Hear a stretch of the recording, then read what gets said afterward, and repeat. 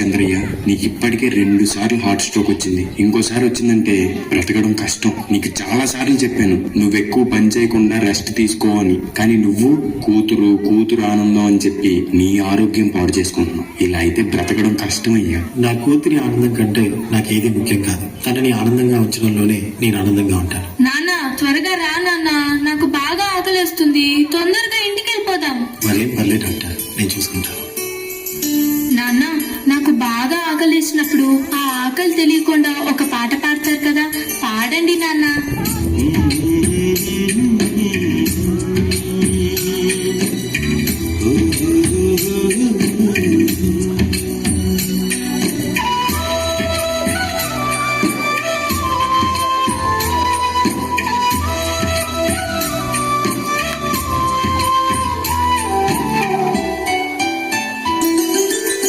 గుమ్మడి గుమ్మడి ఆడిందంటే అమ్మాడి, daddy ఊపిరిలో మురిసే కూచిపూడి.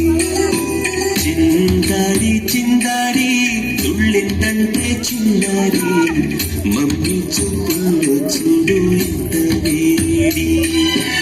నాన్న కాళ్ళు నొప్పొస్తున్నాయి నాన్న. వద్దంటే వినదే పగలంతా ఆడి పాడి, ముద్దయిన తినదే పరిగెత్తే పైడి లేడి.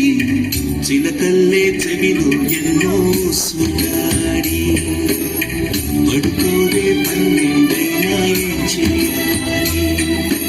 గుమ్మాడి గుమ్మాడి ఆడిందంటే అమ్మాడి, డాడీ ఊపిరిలో మురిసే కూచిపూడి. చంద్రయ్య, ఎక్కడయ్యా నా అద్దె డబ్బులు? 6 నెలల నుండి అడుగుతున్నాను, ఈ రోజుకి ఇంకా ఇవ్వలేదు. ఇలా అయితే ఉండొద్దయ్యా. నా ఇల్లు ఇప్పుడే ఈ క్షణమే ఖాళీ చేసి వెళ్ళిపోండి. అయ్యా కొంచెం చిన్నగా మాట్లాడండి అయ్యా.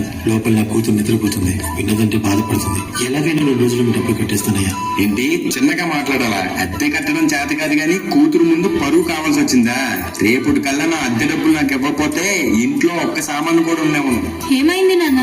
ఏం లేదమ్మా, పద పడుకుందాం. నేను మొత్తం విన్నాను నాన్న, నువ్వేం బాధపడకు నాన్న. నేను బాగా చదువుకొని ఒక మంచి ఉద్యోగం చేస్తాను. మనమే ఒక మంచి ఇల్లు కట్టుకొని ఆనందంగా ఉందాం. అప్పుడు ఎవరికి డబ్బులు ఇవ్వాల్సిన అవసరం లేదు కదా. నువ్వేం బాధపడకు నాన్న. ఎన్నెన్నో ఆశలతో పెంచానమ్మ గుండెల్లో,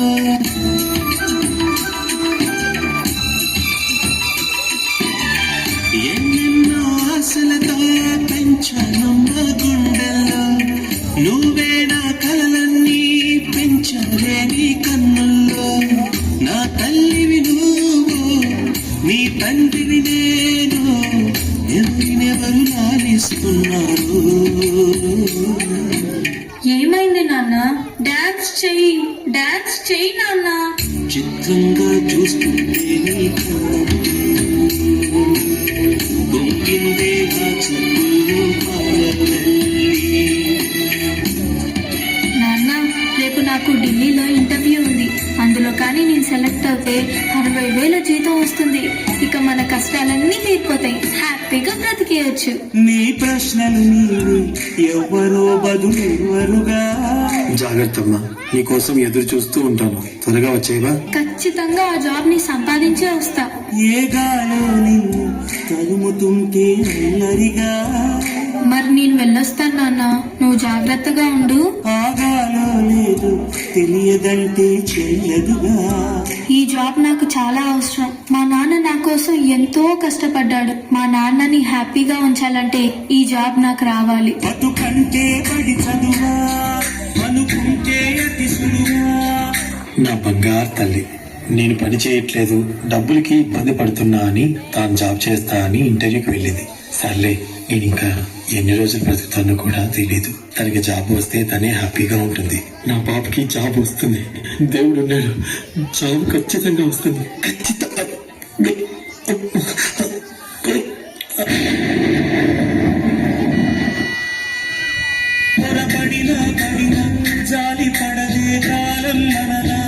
యు ఆర్ సెలెక్టెడ్.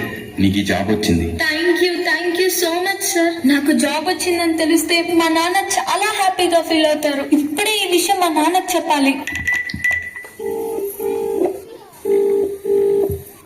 ఏంటి నాన్న ఫోన్ లిఫ్ట్ చేయట్లేదు? సరేలే, డైరెక్ట్ గా వెళ్ళి సర్ప్రైజ్ చేద్దాం. ఆయన హ్యాపీగా ఫీల్ అవ్వటం నేను కల్లారా చూడాలి. ఒక నిమిషం కూడా ఆగిపోదేను వచ్చేదాకా.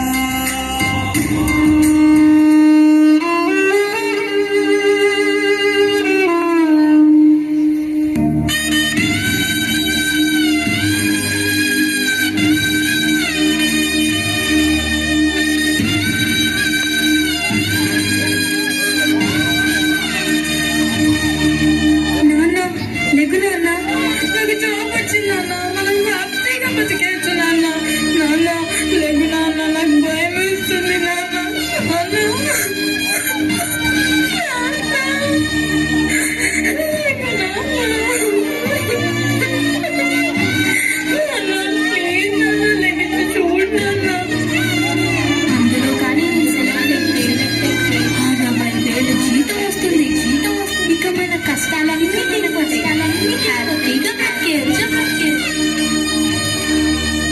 నాన్న లెగు నాన్న, నాతో డాన్స్ చేస్తూ కదా నాన్న, ఇప్పుడు కూడా చేద్దాంలే.